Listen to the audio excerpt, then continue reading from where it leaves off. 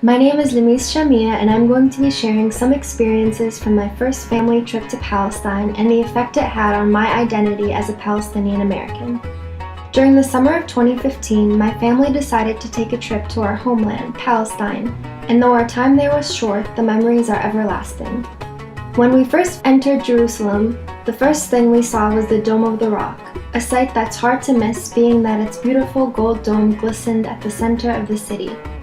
We felt very excited and blessed for our chance to pray at Al-Masjid Al-Aqsa, the third holiest site in Islam, as one prayer in this mosque is equivalent to 500. This is where we as Muslims believe Prophet Muhammad, peace be upon him, prayed with all of the prophets from Adam to Jesus, peace be upon them all.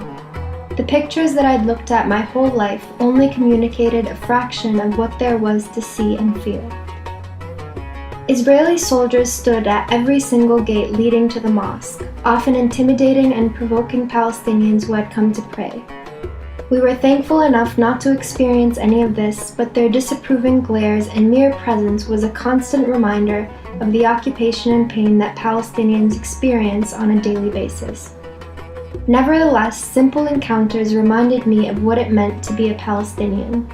One night, as we were heading out of Al-Aqsa after prayer, we saw a crowd gather to celebrate the marriages of two couples.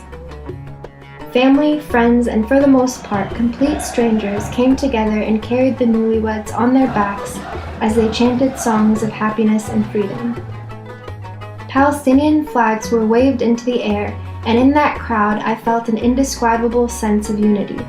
Because during my short time in Palestine, it felt like everyone I met was family. The shop owners who insisted on serving us coffee, the driver who shared his life story without holding back, the lady at the masjid who greeted my sister and I with a hug and a kiss, and even the cats who lingered around the masjid during prayer time. Besides praying at Al-Aqsa, we also had the chance to visit the beautiful northern cities of Akka, Haifa, and Jaffa.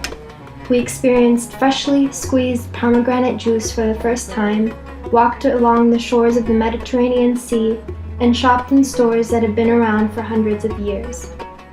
Our trip was a reminder to always keep the Palestinian cause alive, to never lose hope, and to carry our culture and heritage with us in the city of Flint. My time in Palestine inspired me to take advantage of my freedom of speech as an American and to treat activism as a priority, not an option. My parents have always taught my siblings and I to value education, to apply ourselves, and to give back in whatever way we can. In the words of Martin Luther King, injustice anywhere is a threat to justice everywhere. So we must use that as a lens to identify acts of injustice around the world and in our local community.